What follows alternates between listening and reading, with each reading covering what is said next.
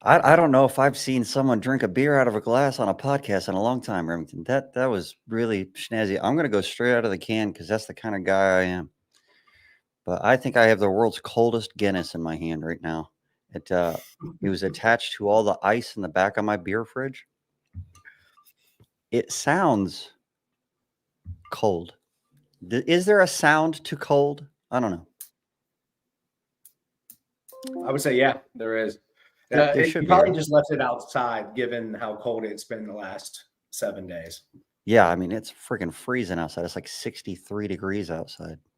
Crazy. Florida. Welcome to the Listen to This Bull live show. My name is Matt Mulholland. That's Remington Huggins. This is the show we talk about bullshit in the insurance world, and it's very conversational toned. If you want to get involved in the conversation, all you have to do is put something in the commentary. You can ask questions, you can make statements. If it's worth putting it on, we will. This is our no holds barred, just me and Remington show. We don't have a guest on tonight. We could talk about whatever the hell we want to, and you could be a part of that conversation just by participating. And all I have to do to get everything started is push this button.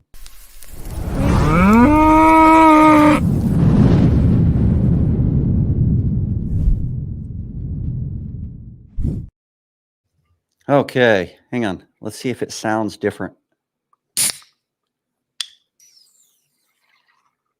Did you hear all that? That was amazing. I love that sound. Love that sound. Guinness is so cool. That was the little capsule inside releasing all the nitrogen. I just love that sound. You love your Guinness. You love your I Guinness. do love Guinness. It's yummy. So we talked for probably 30 seconds today on what it is that we talk about on the show today.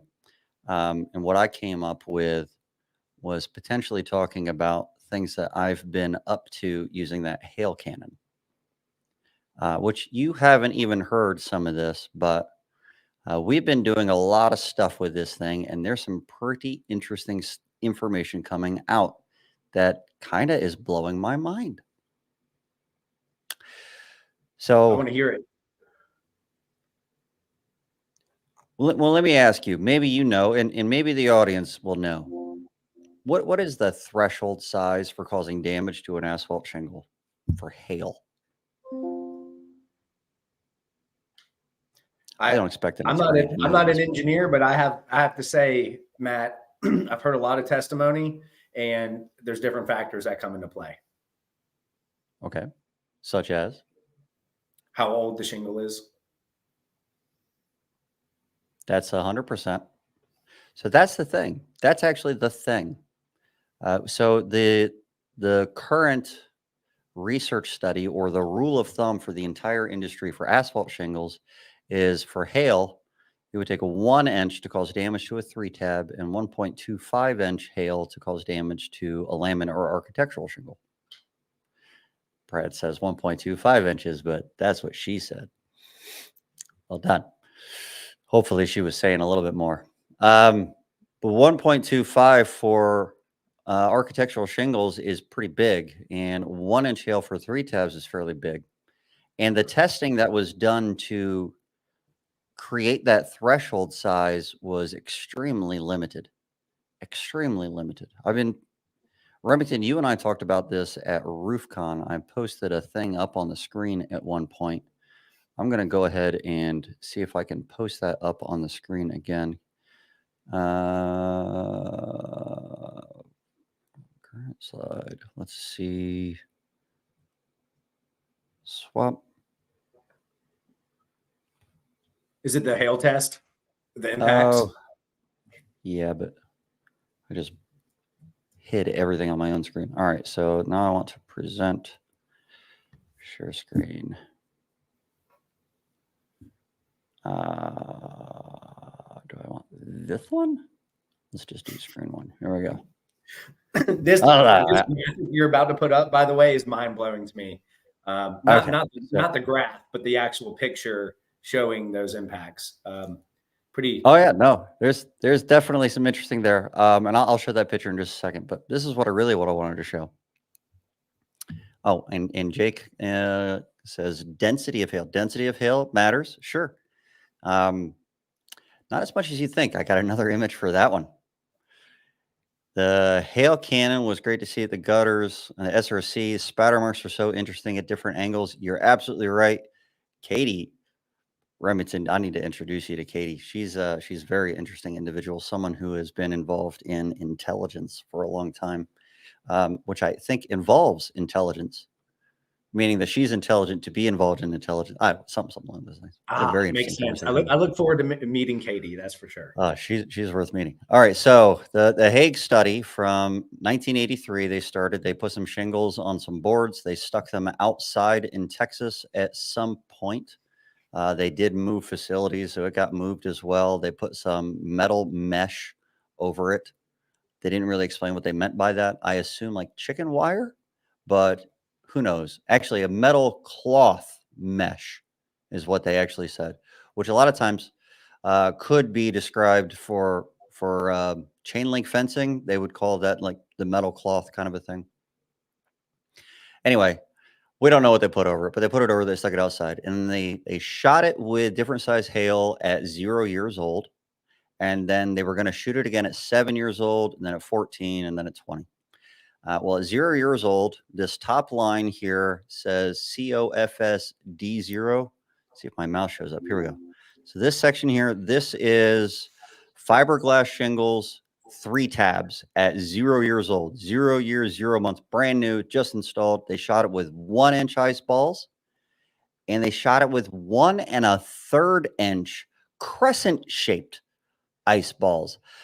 Not even ice balls, crescent shaped simulated hail. What the hell is that? I don't know what that is. How do they even make that, and how do they fire it? I assume this is like a half sphere, crescent shaped.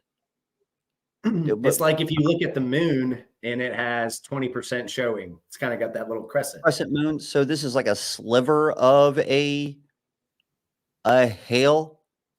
I don't understand why that would give you any information at all about hail. I don't know, 1 1/3 inch crescent shape. So for that 3 tab, they shot it 12 times with 1 inch, and they got 2 fractures. Now, this is from Hague, and Hague defines damage as functional damage. They were only looking for functional damage.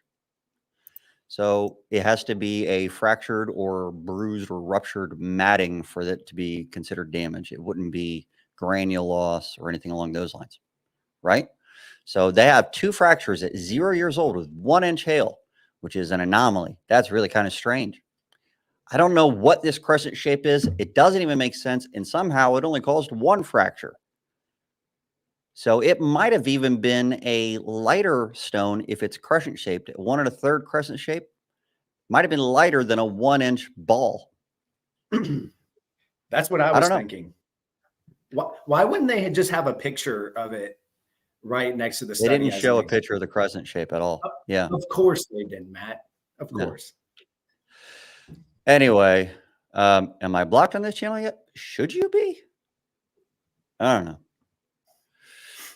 Duration 0.5 or 0.75 cause damage depending on how long the event lasted. And that says so that even Hague will agree to. If the event lasts a long time, you know, a small amount of granule loss per hit will cause a lot of granule loss over a long period of time. If you have small hail hitting for a long period of time, you could have shingle rash, which removes a lot of granules.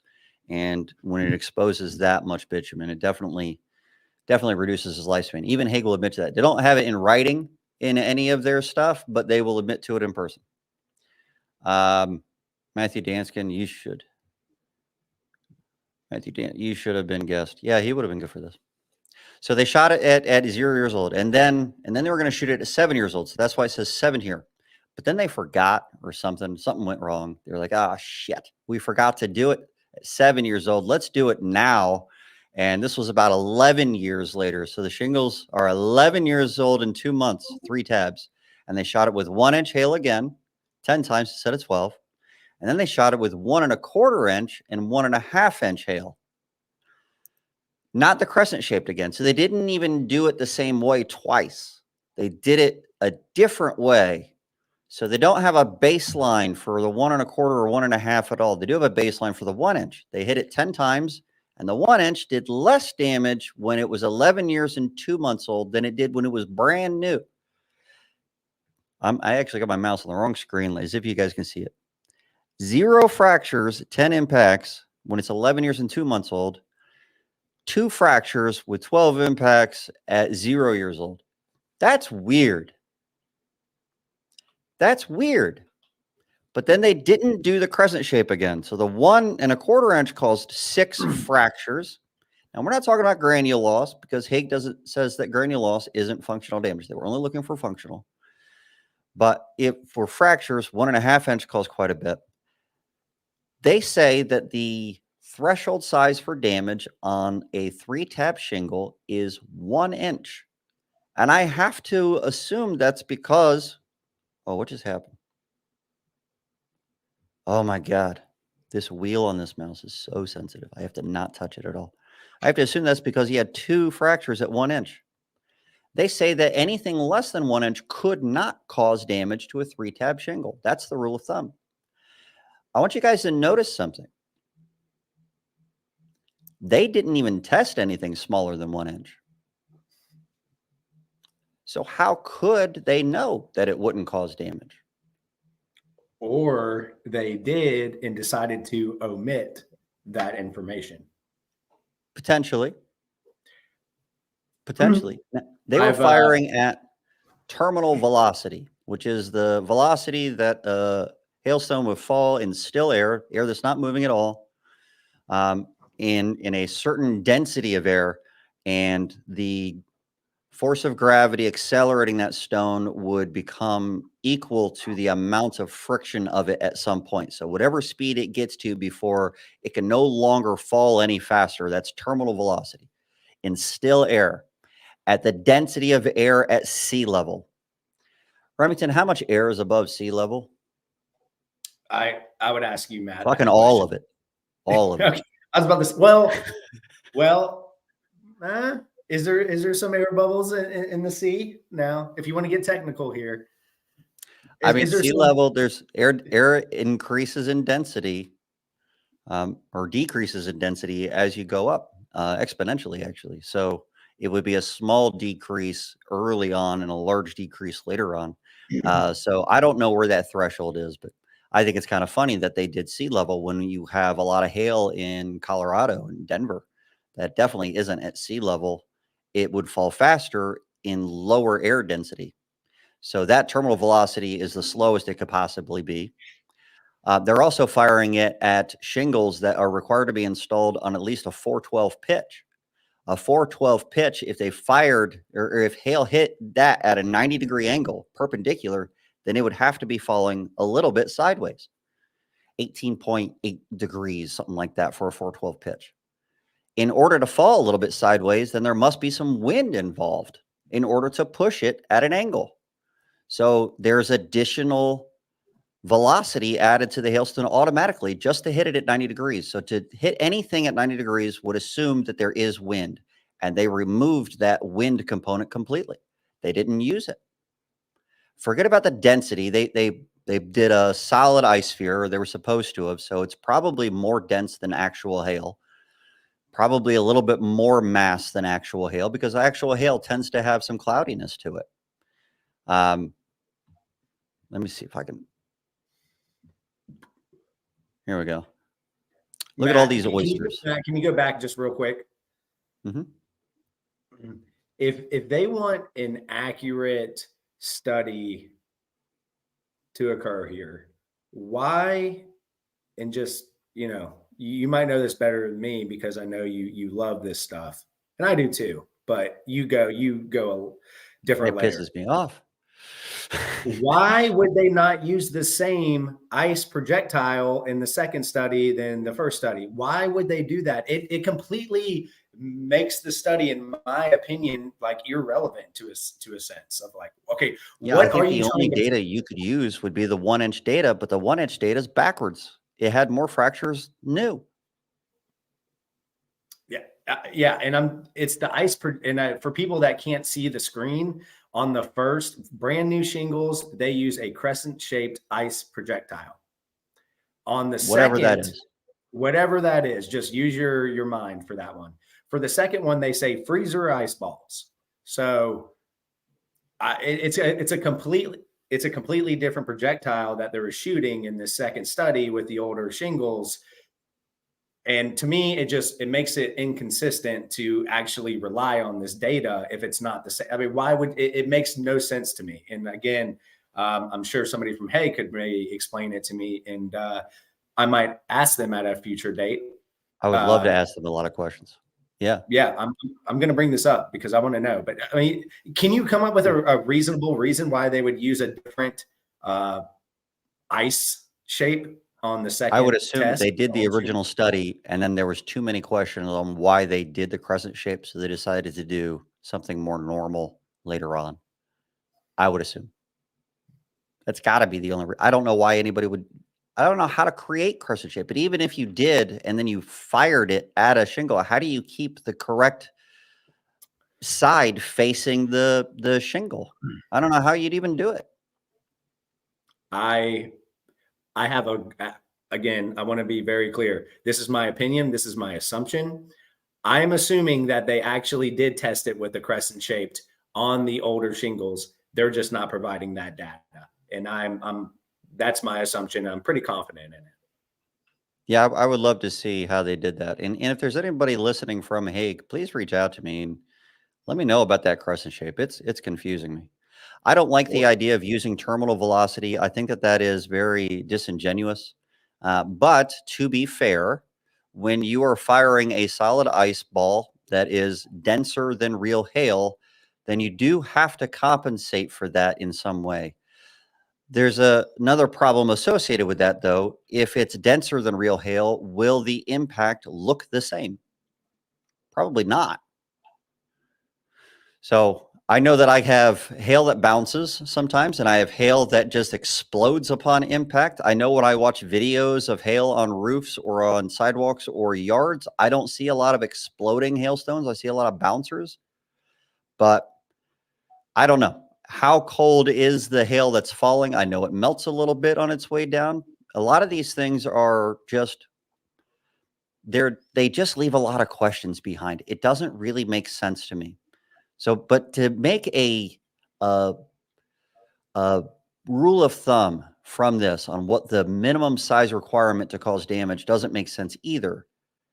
Even if older shingles get damaged easier by smaller hail, then why would you stop at 11 years on the shingles? These shingles are supposed to last 20, 25, 30, 35, 40 years. Depends on the material, depends on where you live. They're not just supposed to last 11 years. If the roof stops functioning after 11 years, then it would make sense to have this study end like this. But what if your roof is 15 or 16 years old? Would the data on this even apply? I don't think it would, because we don't know what it would do to a 16-year-old shingle. We know apparently what it would do to this 11-year, 2-month-old shingle. We don't know the brand of this shingle. We don't know how it was composed. We just know it's an asphalt fiberglass 3-tab that was made in 1983. Are they made differently now? Have they been made differently in the last 40 years? I know that that's 40 years because that's how old I am, and I was born in 1983. 40 years ago, these shingles were produced. And it's still the rule of thumb. I don't think that that should be the case. So I think that they should have shot it with 0.75 inch hail. They're going to say that 0.75 inch couldn't possibly cause damage. And I think they should have kept the study the same, and they should have done more than 11 years old, but they didn't. And they should have put in here everything that they observed, not just fractures. Granule loss would be great. I wish they had put the size of the impact wounds or the blemishes on here. Because I find that when I shoot shingles with my cannon, even if I'm shooting the same density, same weight within a reasonable error, at the same speed within a reasonable error, at different parts of a shingle or different ages of shingle, I get different size impact marks. Sometimes 1.25 inch causes a 0.5 inch impact mark. Sometimes 0.75 inch hail causes a 1.5 inch impact mark. It depends on where it's at. So you can't even measure the impact marks on a roof and know what size hail it was. You can't. And folks, I want you to, if you've never seen the hail cannon demonstration before, Matt uses the same exact hail ice molding for every single test. So it's not like he is modifying the hail that's being shot. He's using the same hail, and it has different size, different markings. It's I'm going to use Matt's word, wildly inconsistent the way the impacts work on the shingles. It's pretty impressive and pretty eye-opening. Jake Beck asks, benchmark hail reports say 0.75 is the threshold. Do you know where benchmark gets their data? Actually, they're just reporting 0.75 inch or larger. They're not saying that 0.75 inch would cause damage. They're just saying that that is the threshold size that they're going to report. So they won't report 0.5 inch that fell. Even if it has, they won't even put it out there. That way they can limit the amount of hailstorms that they track or map or whatever it is. So that's why they do that. Now, there are other hail reporting places that only track 1 inch. NOAA has made their threshold size for severe hail to be 1 inch because of that Hague study. A lot of stuff has come from that Hague study, and no one has tried to refute it. And it's crazy that that hasn't happened. If it's coming at an angle, if all hailstorms are directional, like they say, then all hailstorms have wind. And that's 100% true, because in order to create hail, there has to be a certain amount of updraft. And if there's an updraft, there's a downdraft, and there's wind, and these storms travel. They don't sit in one place. So there's definitely lateral wind involved. So they're moving faster than terminal velocity. Potentially they're moving slower if there happens to be an updraft in the place where it's falling. Maybe wind is hitting the side of a building and blowing up over the side, and right as it falls into that column, it gets slowed down. But generally speaking, they use terminal velocity, and they try to slow that as much as possible to try to compensate for having heavier hail than real hail. But I think they're overcompensating. It doesn't make sense. If you're going to do terminal velocity, at least do it at the angle that you're saying that it's falling at. If you've got a 12-12 pitch roof, that's 45 degrees that the hail would have to fall at in order to hit it perpendicular to the plane. In order for hail to fall at 45 degrees, it has to be falling down at the same rate that it's moving sideways. If you're looking at a triangle, it'd be a right angle triangle with 2 equal sides. And then the hypotenuse would be easy to calculate from Pythagorean theorem, a squared plus b squared equals c squared. You might have a 40 mile per hour terminal velocity that becomes 65 miles per hour just because it's falling at a 45-degree angle. That's a big difference. That's more than 50% its speed. That is a big difference, and we're ignoring it. And that's bullshit.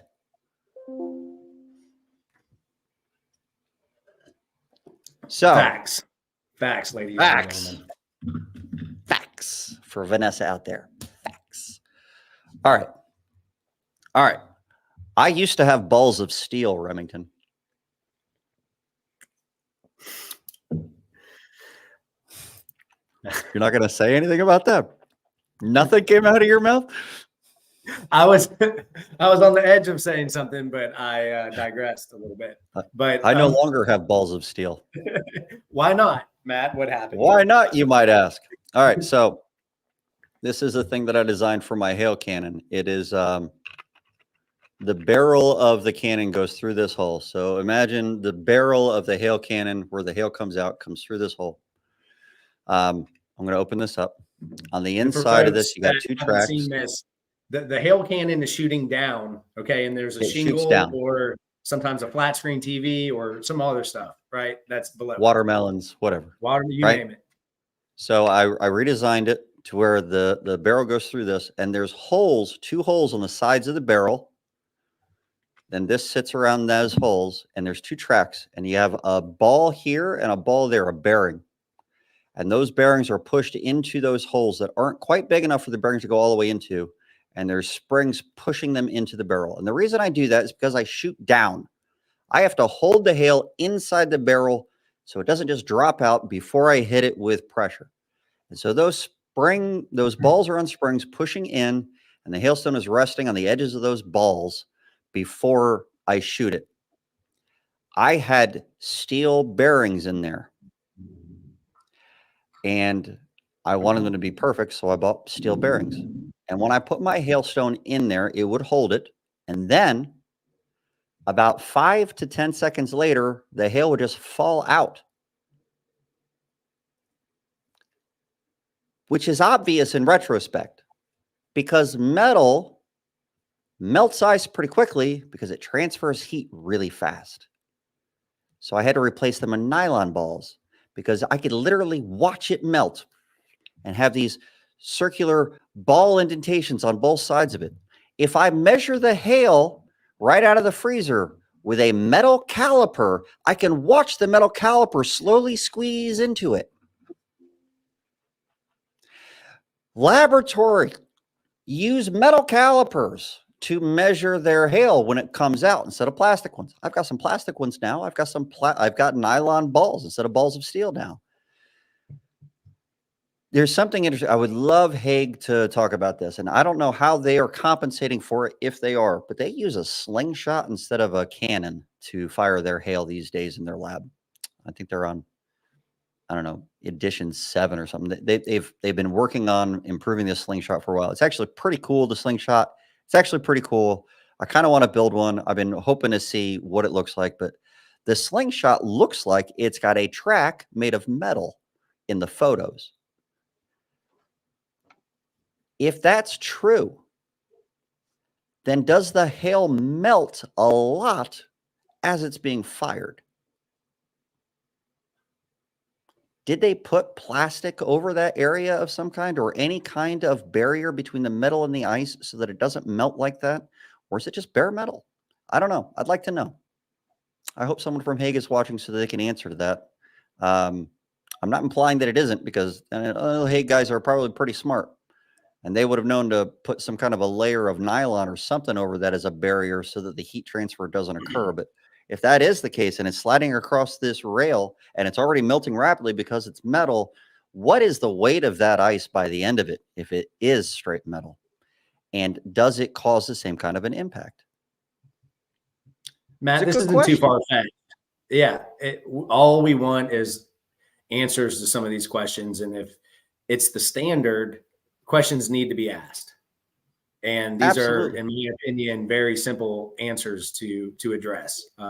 So if there is somebody from Hague or even another engineering firm that does similar tests, we're all ears. In fact, we invite you to come on and answer some of these questions. And I speak for both Matt and I believe in that. So now, I know Hague has published in their papers that rule of thumb is just a rule of thumb, that it isn't the end all be all. So they've even put in writing all the things that we're saying that, it doesn't mean that is the damage threshold on roofs, but that happens to be the way other people use this information. Adjusters, engineers, they are taught that this is the rule of thumb and that 3/4 inch could not cause damage. I got to tell you right now, right here, I have caused damage with 3/4 inch hail in my laboratory with older shingles, and sometimes with older shingles in good condition. They're definitely older. Not every time. Some of the different manufacturers have different processes, and some of the newer shingles get damaged with 0.75. It depends on the manufacturer. That's an interesting thing too. And I'm firing at terminal velocity. I usually do like 412 or a 612 pitch and hitting it at a 90-degree angle. So best case impact scenario. But if whatever pitch that roof is, I add in the lateral component of the wind necessary to hit it at a 90-degree angle. If that makes sense verbally to you guys, I don't have a way of drawing a diagram, but dude, I have learned things. It just blows my mind. I'm starting to wonder, did they hand select a specific brand of shingles that had much stronger shingles or much better shingles? Or I don't know. I've been extremely random, even doing double blind studies, making sure I don't know what the shingle manufacturer is or age of it when I'm firing and just showing the results. There's some interesting things going on. So, well, guess what, Matt? The hail cannon doesn't care what the manufacturer is and how old the shingle is. it does It's not. going to shoot the way it shoots. I'm going to rename it to Honey Badger. It just don't care. The Just Honey eats. Badger. So, you know, that's a whole thing. But yeah, if you guys have any questions on how that hail cannon stuff works, I've learned some things, guys. I've learned some things. Here's another thing I've learned. When they identify the size of hail based on spatter or indentation marks, I got a slide for that I want to pop up. There we go. This is from Hail Sizing It Up, a paper written by Crenshaw and Kuntz that was presented at the Forensic Congress at some point. I don't remember what year. It wasn't too terribly old. So there's indentations in metal. There's two different, for every hail strike, there's two different indentations. There's the indentation diameter, the inside diameter, and then there's the overall diameter or outside diameter. A problem with this is that it's hard to tell where this line is. I gotta stop hitting that. Where is this demarcation line where it stops being just a stretching of the metal into it and the actual indentation of a hail hit? So I got a little image, and it's little. It's hard to tell where that indentation diameter is. The chalk will get the overall diameter if you're real light. If I were to ask 3 engineers where that indentation diameter starts, they'd probably give me 3 different answers. That's weird.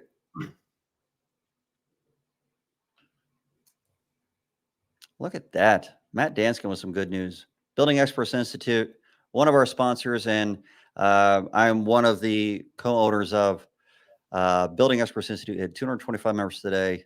That's really good. We're still within our first 6 months of offering memberships, so that's awesome. Can you partner with one of these engineering companies and do these tests, make them post some actual results? There's some things happening. We're doing stuff. Good question. Let's all use our common sense. I love common sense arguments, Matt. You know I do. If you have just a piece of metal outside, I'm being serious. I think you should just try this.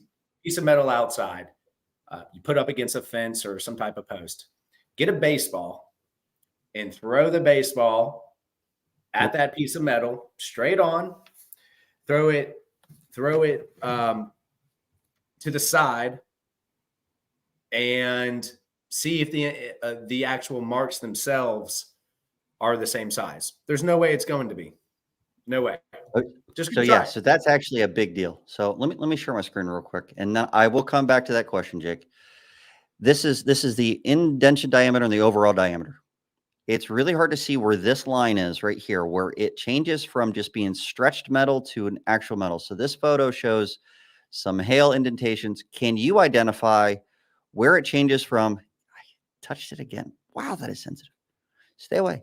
Can you identify in this photo where it becomes the indentation diameter versus the overall diameter? I can't. Next time you see a dent in metal, see if you can identify where that transition is, because this image makes it seem like it's really easy, like there's a sharp change there, and it's not. It's very gradual. So how do you actually measure it? But all of the rules of thumb tied to identifying the size of hail from dents have you measuring the indentation diameter, not the overall diameter, which really obscures it. It makes it hard. I wish they had posted or written what the overall diameter was in the rest of the report, but they didn't. Now, in Hail Sizing It Up, they shot it at 90 degrees and they shot it at 45 degrees. And they were smart enough that when they shot it at 45 degrees, they actually added the horizontal wind component to the speed. So good for Crenshaw and Kuntz for doing that. I love that they did that. I wish they had done the overall diameter instead of just the indentation diameter, because that's confusing as hell. And here's the thing. They shot it at 90 degrees as if it's hitting it directly, and they shot it at 45 degrees off plane. None of it was from any other angle. And so unless you're hitting the dents or the metal from those two angles, then you would not be able to identify the size of the hail from those dents. And also, they only hit certain types of metal, not every type of metal that could be on a roof. They did the most common ones: galvanized steel, copper, aluminum, mechanical unit cabinet doors, heavy gauges, cooling fins, aluminum heater flue caps. These are on residential roofs a lot of times, aluminum heater flue caps, but they didn't say what diameter it was, which actually matters because the smaller the diameter, the smaller the dents seem to get. If your roof doesn't have any of these things, then they can't measure it. Notice that gutter downspouts are not on this list. There's no research on the size of dents on gutter downspouts that would lead you to be able to identify the size of hail from the dents of the gutter downspouts. Yet, engineers use that all the time. All the time. And they're doing it on a vertical component. They never hit anything that was vertical. My hail cannon just got a big old upgrade, Remington. I can lift the roof section, whatever I'm hitting, and shooting down at it. I can lift it up to a 45-degree angle. Actually, technically, I can go further than that. And now my hail cannon can also be rotated. So I can hit it at an...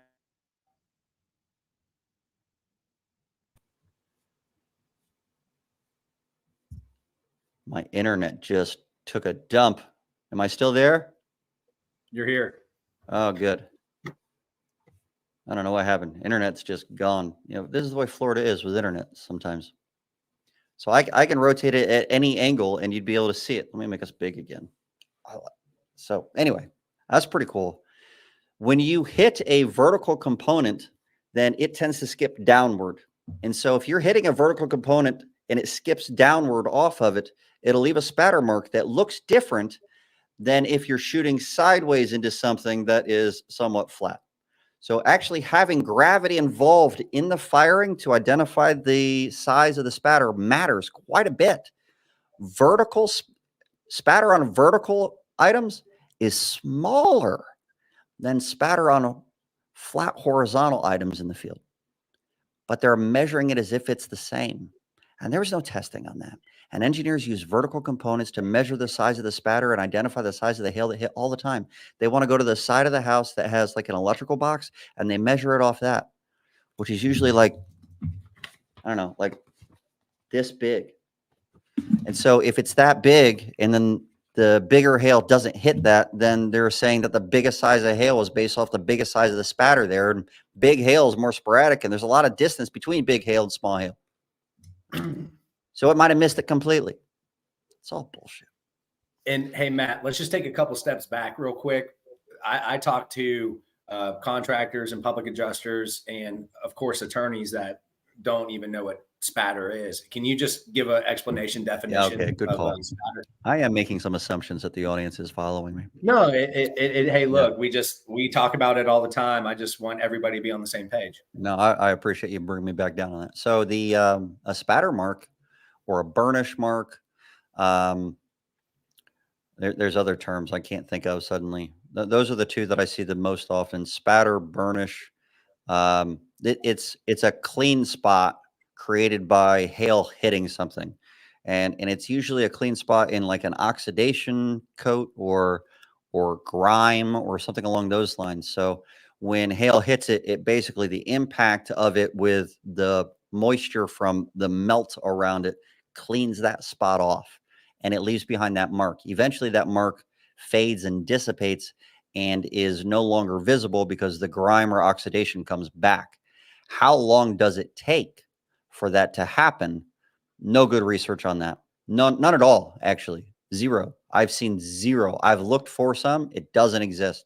So to identify how long a hailstorm was in the past based off the existence of spatter or how light in color it is probably doesn't work. We've been hitting some metal panels and it's really hard to see the spatter, even though these are highly oxidized, very dirty panels. I got to be honest, based on my experience and what I've learned in the field with engineers and what they've told me, I would have said that these were hit over a year ago, and I hit them that day. That's how light the spatter is on some of these metal components. And you cannot tell based on its coloration or its amount of fade or whatever, how old it is. You just can't. It's bull that we're trying to. We should stop doing that. We have to stop doing that. I've been wrong with this. This cannon is awesome. Let me answer these questions real quick. Jake Beck says, Matt, I'm curious. And I only have one T in my name there, Jake. Matt, I'm curious what your formal education background is. Don't push his buttons on the 2 T's. Don't push his button. Yeah, don't push my buttons, Jake. I have one T in my name, guys. If you're looking for my name on Facebook or anything, it's Matthew Mulholland, spelled with one T. I'm like a doormat or a welcome mat. So people walk all over me. So I went to school to be an aerospace engineer. I didn't complete that degree. Air Force was paying my way to go to school. They were taking in too many second lieutenants the year that I was set to graduate. I did 4 years of that 5-year program at Embry-Riddle. I didn't do the 5th year. I took the volunteer out. I didn't get the pilot slot I wanted because of vision issues. So I volunteered out, and I didn't actually want to sit behind a desk and do spreadsheets all day. So although I have had engineer training, 4 years of it, I didn't finish it at all. Outside of that, nothing. I'm an amateur at best. But I talked to disagree with that highly. There you go. You definitely have licenses, but well, I got a public adjuster license, but nothing engineer wise. People ask me if I'm an engineer. I just think like one. I'm not. Folks, I can tell you this right now, being in this industry and deposing experts, experience, in my opinion, matters more than anything behind anybody's name, any degrees that you have. That is my opinion. If somebody has the experience, in the field experience, hands-on experience, firsthand knowledge, to me, that means a lot more than a degree. I can tell you this, when you go to law school is not nearly nothing like it is to actually practice. That is the truth. It's just a big hurdle you got to get through. And so is the bar to actually practice, but it's completely different. But I'm just saying, Matt was a contractor, largest public adjusting firm in the state of Georgia, dean at NCI. Now he is part owner of the Building Institute. So a lot going on there. Yeah. So you hear that, Jack Hanks? Remington says, hey, if you want a CV, matters. just email him. If you want a CV, just email him. I do have a long CV. It's I barely keep it up to date because I keep having to add shit to it. All right, so Katie, publishing your hail cannon findings. Some of it will be published more formally than others. I'm going to be doing some white papers. Some of it will be more formal and peer review, all that kind of stuff. So I can't talk about the stuff that's being peer reviewed at the moment and things, but yeah, some of it. I can't talk about a lot of it. I probably have said too much already. I'm waiting for someone to call me kind of pissed off right now. We'll see if that happens. But yeah, I'm going to be doing a lot of my own white papers and stuff as well. There is a benefit to having this thing. Jake, seems like it would be beneficial for a university or government agency to validate these hail tests and conduct a more in-depth analysis. There is one that does that. You ever heard of IBHS, Remington? I know I've heard of it. International Building and I don't remember what H stands for, something Science Institute. Anyway, IBHS is a laboratory research facility that is, they have members and they get paid by memberships. To be a member, you have to be an insurance company or own one. And it's like $28,000 to become a member annually or something like that. I applied to be one once and I wasn't an insurance company. So they said no. Not that I had 28 grand, but I think that if I had gotten a membership to it, I could have raised 28 grand between myself and all the people that I knew to make that happen. But they wouldn't allow it. So they are basically paid for by insurance carriers. And there is a lot of great data that they're getting, and they seem to be very unbiased. But we don't get to see their reports. They did publish an article in National Roofing Association's magazine called Holy Hail or something like that. And they talked about what they've been doing. They have this really cool hail creating machine that's $250,000 or $280,000 if you want to buy one. What it makes basically makes slushy hail, but very consistent slushy hail. Because the hardest thing to do, the hardest thing that I've discovered in having a hail cannon is having consistent hail. I'm about 4 iterations in my own silicone molds and how to freeze the hail to have it be as clear and as perfect as possible without any inclusions and things. I've gotten pretty good at it, but that isn't a very good representation of real hail either. It's just some way of having control. You want as many controls as you possibly can. But these guys have figured out with a machine how to make a controlled slushy hail ball. I think that my guess is if anybody from IBHS is watching this, or if you know someone from IBHS, you're friends with them, please share this episode with them, because my question to them is this. Do you just have a slushy machine in the back that you're making big ice balls like snowballs with? Is that what you're doing? Is that how you make that? I want to know, because I'll buy an icy machine. I'll do that. That sounds like a great idea. It just looks like a bunch of grapple that's like held together, I think. I digress. I'm curious. And it's Insurance Institute for Business and Home Safety. Business and home safety, not buildings. That's why I always get it confused. Business and home safety. It's a great organization. I know that what they're publishing is unbiased, even though their members are all insurance carriers. The problem is we never get to see any of it. Insurance carriers use a lot of that data for their actuaries and things to determine premiums and stuff and what damages would occur, but we don't get to see any of it. IBHS in that article said that slushy hail causes different kinds of damage than hard hail, and that granule loss is functional damage because it reduces the fire classification of shingles. Haig says it isn't. They say for shingles to have a reduction of service life from granule loss, it would necessarily have to have a fracture as well. Because in order to be sufficiently, or the amount of asphalt to be sufficiently exposed to have a reduction of life, there would have to be a break in the fiberglass. Or the shingle is defective or beyond its service life, or close to or beyond its service life. So basically either the shingle is defective or wear and tear. And so if there's granule loss caused by something that would reduce its service life, then it's got to be because of wear and tear. They don't say anything about fire classification. Haig never responds to those. There's nothing about that in any of their paperwork. I haven't found any of it. I'd love for them to respond to that. But that's what IBHS published in an article. They didn't give us any of the data. It's in an article, but it's still useful to find that. I'm getting behind on some questions. Got you back. Cool. If they had been through the identification of hail damage. Okay. Danskin's posting up some softballs. I didn't mean to do this. Okay. All right. Michael Coulter. Matt, it seems, one T, guys, just one. Matt, it seems as if Sage Sure, where I live, South Alabama, every claim was filed for hail is immediately being sent to Keystone Engineering. They are acknowledging soft metal damage, but saying not consistent. Seems as if these adjusters are not capable of making coverage determination based off obvious damage with NOAA reporting. The funny thing about engineers is what they are trained to do. I have a 8-hour course on Building Experts Institute on this called Defeating Unethical Engineer Tactics.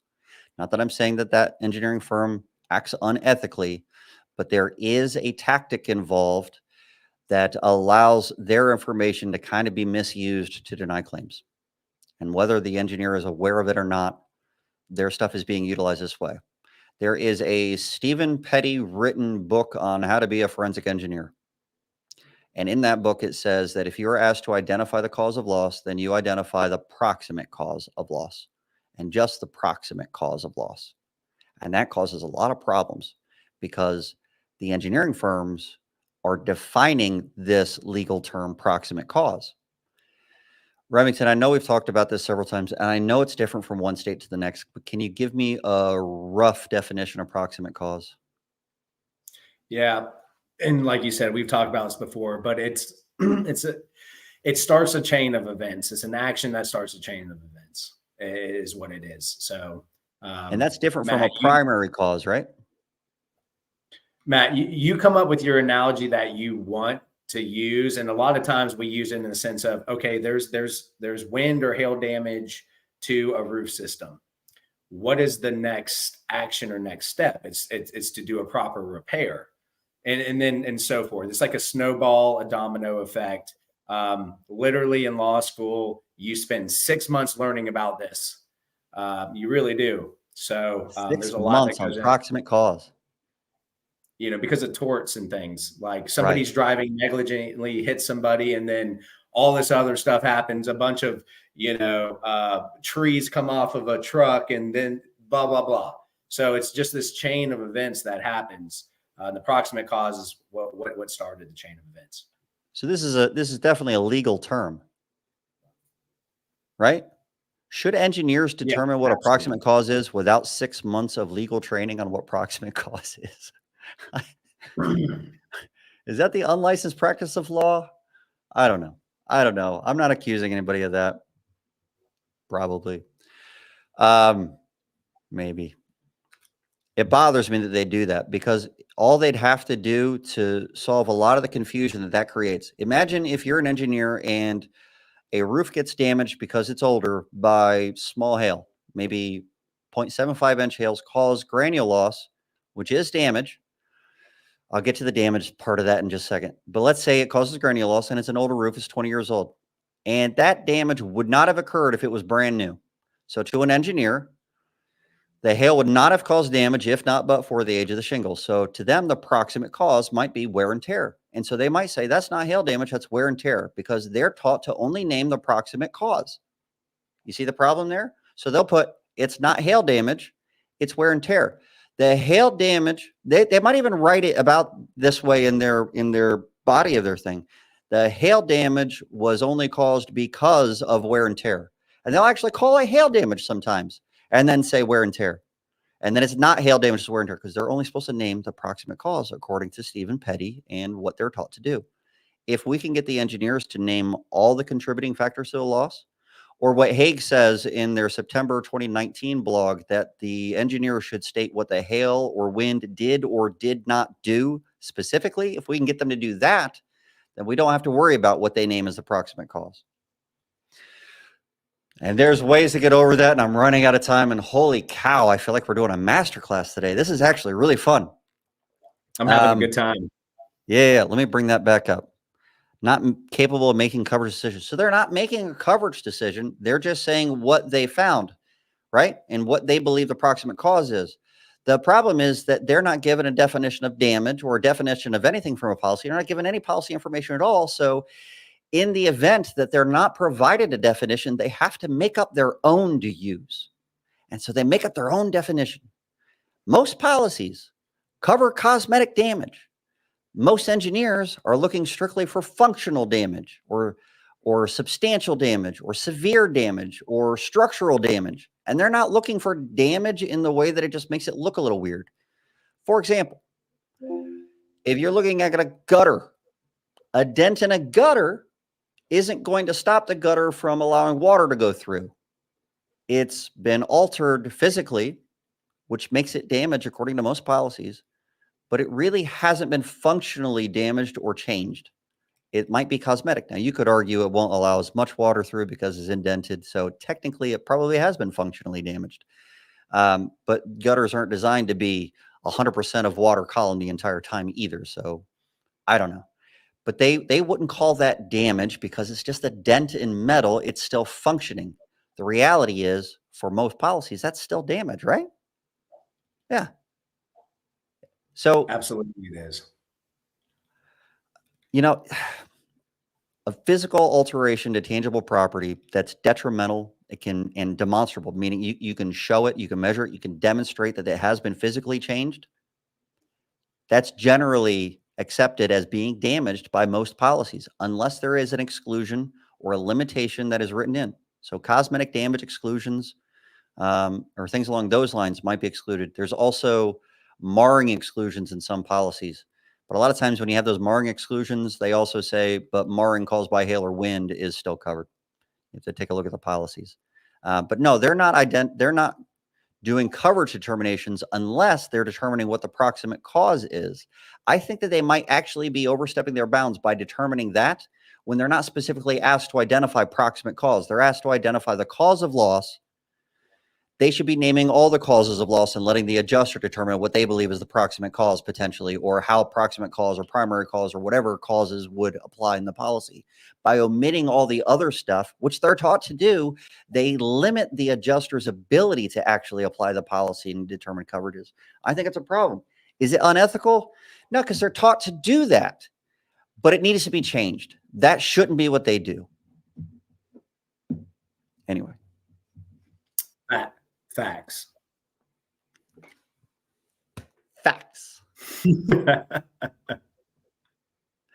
James Wallington asks what proximate cause is. What's up, James? I disagree with cosmetic as part of the function, as look at the product as part of the function. I agree. So here's the thing. So we've been teaching this for a while. We've been teaching this for a while, that you should ask the adjuster to ask the engineer to identify all the causes that contribute to the loss and identify all the types of damages, cosmetic and functional. If you can get them to do both of those things, then the engineer's report would actually probably be useful. And obviously not to step outside their competency. If they're going to make a repair determination on something, they better have actually made a repair on that something at some point in their past. Otherwise, they should get a competent person to attempt to repair before they say whether or not it's repaired. You hear that, engineers? That's how that works. Otherwise, you're acting outside your competency, and I'm calling you out on it. That's bullshit. Anyway, where was I going? All right, so we've been teaching that for a while. Now there is a new tactic. I've seen this recently, and I haven't even updated the BEI course on it yet. Matt Danskin, if you're still watching, I need to put this in. They are saying they might identify cosmetic damages, they might identify functional damages, but they're not identifying what they're saying less than cosmetic damages. Less than cosmetic damages is a new thing I've just recently been seeing. What does that mean? I lost Remington. He'll come back in a second. His internet went out. He's got a rough location where he's at. He's trying to get this fixed, guys. I know the last few times he's been a little bit fuzzy. Anyway, so less than cosmetic damage means that you can't even see the damage, even though it might actually be damaged. Here's an example. On a flat roof, low slope, membrane roof with polyiso, where the polyiso gets damaged, facing gets fractured or something along those lines. The damage is under the membrane. You can't see it. So it can't be cosmetically damaged. You haven't changed the appearance of the roof at all. You've changed the appearance of the polyiso, but you can't even see the polyiso.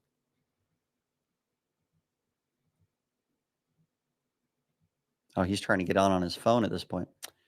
Poor Remington. You know what? I'm just going to take over the thing until he comes back. There he is.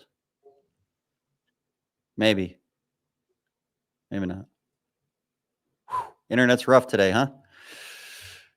Was that on your side too? No, I think I was good, but you were gone. All right. So I'm going to repeat this because I don't think I've had this conversation with you before. They're saying that there is something called less than cosmetic damage. I've seen this in a few reports. I think they're all from the same carrier or engineering firm. Less than cosmetic damage is damage that they would normally call cosmetic damage, except you can't see it. And here's the best example I have. On a low slope roof, you got polyiso that gets damaged, but the membrane doesn't. Polyiso gets damaged, the facer gets broken. You have a small amount of efficiency loss from an insulation standpoint. It's measurable. it is actually lost some efficiency, but it's a very small amount. They'll say that that's not functional damage because it's a negligible amounts, but they might call it cosmetic damage normally. But because you can't see it, it's not cosmetic damage because it hasn't changed the appearance of the roof. Now, I know some of you are about to argue with me that it allows ponding in different places, and that's true if it is fully adhered and stuff along those lines. And that does actually lead to rapid degradation of the material. But It's less than cosmetic damage, so they might name cosmetic and functional damage and leave off the damage to the facer of the insulation because they would consider it less than cosmetic. So they're getting around it. So if you're asking the adjuster to ask the engineer to identify all cosmetic and functional damage, then you are also leaving off some damages that could occur. You need to get the adjuster to ask the engineer to not only identify all the contributing factors to the loss, but also identify all the types of damage that has occurred and what the hail or wind did or did not do. Specifically, if you can get that as the assignment for the engineer, it's going to be fine. Fine. Outside of that, they're going to find some way to do it. There's other tactics that they use that are new that I'm going to put into that course as well, but there's so many things that happen, and it's constantly evolving. It's rough, man. It's really rough. Engineers they're getting a bad name. Forensic engineers are giving a black eye to the engineering industry. And not all the forensic engineers that are working for these companies like it either. Most of them also hate what's going on. The ones that actually think for themselves, they know that it's crap. They know that they can't do much about it. There are some engineering firms, as it turns out, that don't pay their engineers unless the report is approved internally or by the carrier.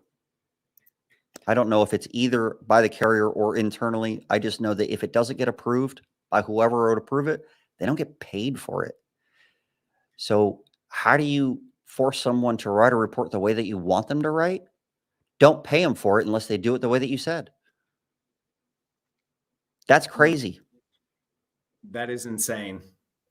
That is insane. It's supposed to be an unbiased expert, but Matt, you know this as well as I do. There's some, and again, we're not saying everybody, and I know Matt's not either, that all engineers, but No, there's not at all. There's some that just get so fed up with it, they leave and start their own engineering firm outside of some of the big names that everybody here knows. It's happening. It definitely is.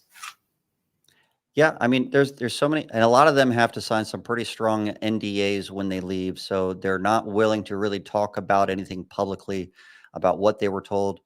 There is a position at larger engineering firms, not all of them, a reviewer of some kind, and their job basically is to sell the engineer on rewriting the report in different ways.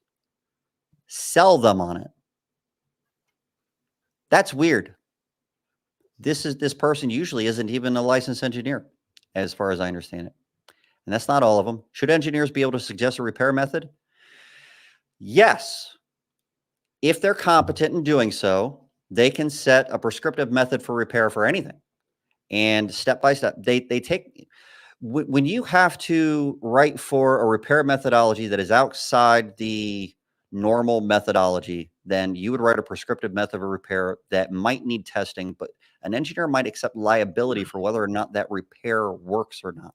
If they're just going to say that something is or isn't repairable without doing any testing whatsoever, then no, they shouldn't be doing that. Engineers are utilized because a certain amount of math and science is necessary for that investigation.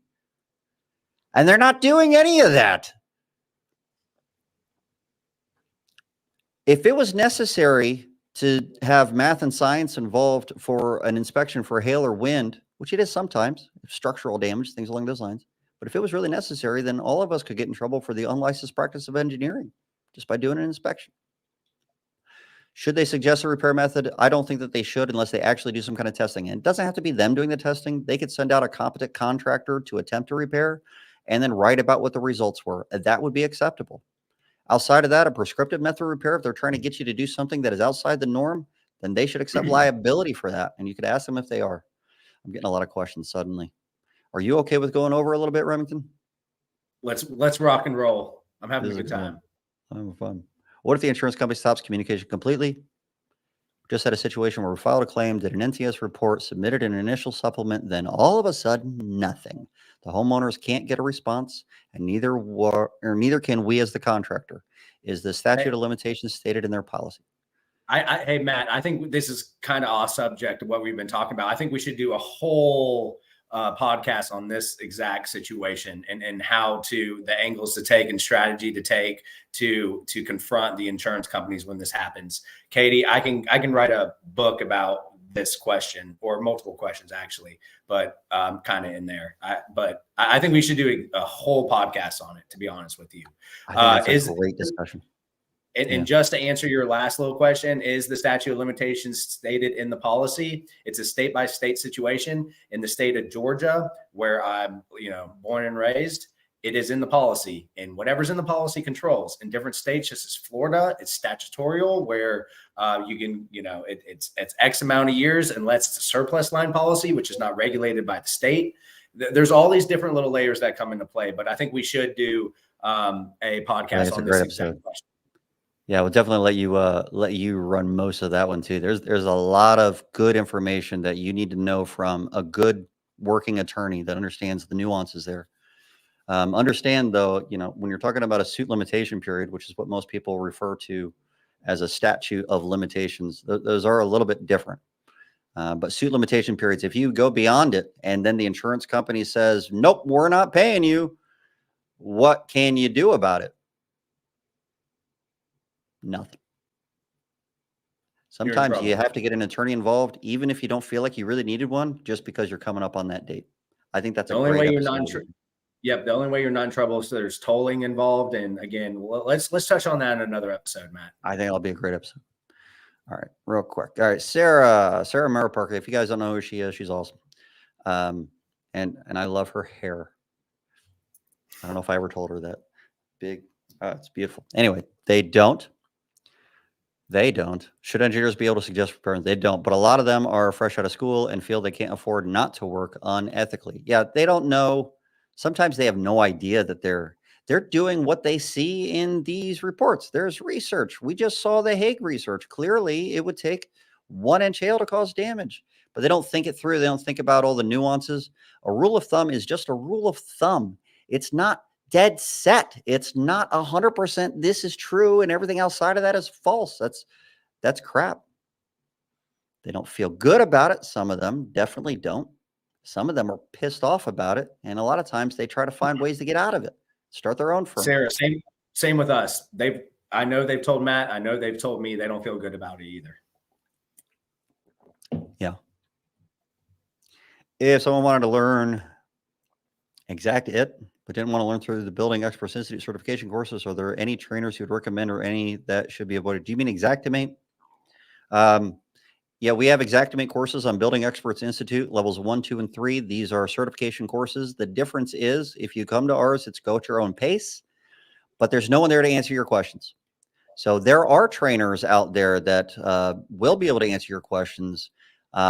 It isn't as cheap as it is a business or a Building Experts Institute. It's part of the $109 a month membership, but you do get someone that's actively participating in that. We're not focused on Xactimate only courses. That's why it's like this. We just want to have access to the certification courses as cheap as possible for you to be able to pass those tests. Elena Wilson has some great training. Andrew Behrens has some fantastic training. There's this other guy I would have mentioned, but I'm not going to say his name anymore. What if the engineer's repair method that conflict with the policy? What if the engineer's repair method conflicts with the policy? Do engineers consider the policy? They're not supposed to apply coverages, but if they're told what the thresholds of the policy are, they can absolutely use that. And they should. But only if they're told that from the carrier. You look like you want to contradict Tristan, that. No, I don't. Okay. It's not a coincidence that they use wear and tear. All right. Let's just all be honest. Let's all put on the common sense hat again. And where do they come up with that? You guys go back to a few episodes of Listen to This Bull podcast. Remington and I did a whole thing about wear and tear about a month ago or so. Take a look at the wear and tear episode. And if you're getting wear and tear as a cause of loss for a lot of things, there are ways to work with that to achieve coverages. All right. Go back and watch that episode. It's just as much good detailed information as this episode is. No guest. North Carolina's House Bill 893. I don't know what that is. I'm very concerned about possible ethics violation and abuses. Do you know the North Carolina bill? I don't know the North Carolina bill. I don't. It will allow private commercial inspectors to replace building officials. There will be some guide rails. Okay, I want to take a look at that. Sarah, send me a copy of that. It will allow engineers and architects to act as building officials within the private commercial inspector capacity. Well, they could already, but the building official would supersede them. But in the code books, the engineers and architects they do have some authority to make some determinations on things already. I'd like to know what's changing specifically. And we've all seen shenanigans with certain parties attempting to get exceptions to code and workmanlike repairs within the claims process. Here's something they're doing. We did an episode about this a while ago with Chad Williams. ASTM definitions are attempting to be changed, and it's happening again. They're submitting it again. It fell off last time, but certain parties are attempting to get the ASTM definition of damage changed. Imagine if the definition of damage for ASTM is changed and how that could apply to ASTM requirements for forensic engineers. They're only supposed to look for functional damage, for example. The insurance companies wouldn't have to get policies changed to only cover functional damage anymore. So they wouldn't have to get approval for those forms to be changed. They could continue to charge the same amount of premium, even though there's a reduction of coverage if those definitions are changed. And it's all because their experts wouldn't have to identify any other type of damage. And they would be able to point to ASTM's definition and say, hey, this is the definition of damage. We didn't set it. We didn't make up our own. That's a big problem, right? That's a big problem. Any of you guys that would consider yourselves, or if you know somebody that would consider yourself to be a very code conscientious roofer or contractor or restoration worker, ASTM will allow you to be on their boards for some of these things. You should apply to become a board member of ASTM so that you can see these things coming and know what the hell's going on, because at some point they're going to find some way of forcing the functional damage versus cosmetic damage issue. That's one way that they're attempting that without having to get the state to say yes or no. So keep an eye out. There's some bullshit on the horizon. Yeah. There are many more standards that are being influenced. ASTM is one of about 50 I keep an eye on. Well, tell us more about them then, Sarah. All right. A little bit about our sponsors. Remington, I always end with you. Why don't we start with Huggins? Tell us about Huggins Law Firm. Huggins Law Firm. Everybody, you know what we do. We represent policyholders. We work with public adjusters and contractors to represent the policyholders in the Southeast is where we mainly are, but we're right now in like 7 or 8 different states and federal court across the country. All we do is 100% property insurance work. They represent. Dude, Huggins Law is so easy to recommend. I love recommending you. For real, guys, I've never had a claim go poorly with Huggins Law. Not that I've given you a shit ton, because I don't send a lot to litigation, but the ones that I have sent your way, they've all ended up pretty damn good. So thanks, man. I felt comfortable. Jessica Odell, Huggins Law Firm, Remington Huggins. Why is she naming Jessica Odell in that? That's weird. Or she's recommending to Jessica. There you go. Never mind. All right. Yeah. Yeah. There you go. Give me a shout. We got Claim Titan. Claim Titan is a CRM for public adjusters. I've got a video coming out very shortly on some new things that are adding to Claim Titan. Eric at Claim Titan is available to talk to just about whenever, and he is eager to improve that thing. It is amazing already. It does everything that you could need it to do, and he keeps adding more features. It's amazing. It's simple. The UI is easy to navigate. You don't really even need training on how to use it. That's how simplified it is. I love it. And he took every single one of my suggestions, every single one, and implemented it. And that's awesome. So, you know, I'm biased as hell as a result, I guess, because he took my advice on shit, and I'm that arrogant. Building Experts Institute, we talked about that like 5 times today. I'm going to skip over it. Hook Agency. If you are a roofing contractor, Hook Agency is the agency for you. If you need better marketing, they got their shit down, man. They're fun to work with too. If you know Tim Brown, he's a fun guy. Not a fun guy. He's a fun individual, right? He's Fun guys excluded. And I'll take this. They are one, so Matt. good. Oh no! Say again? Continue, please. No, continue. They are please. so good at sales that they convinced me to get a tattoo at a roofing convention. And it's squiggly as hell, by the way. I should not have done it. And I'm afraid of needles, so I'll never get it fixed. Never. I probably am the only one that noticed how bad it is. From a distance, it looks great. No one that really focuses on my logo would ever know. But the bullhead is on my arm, and it's different, I'll say.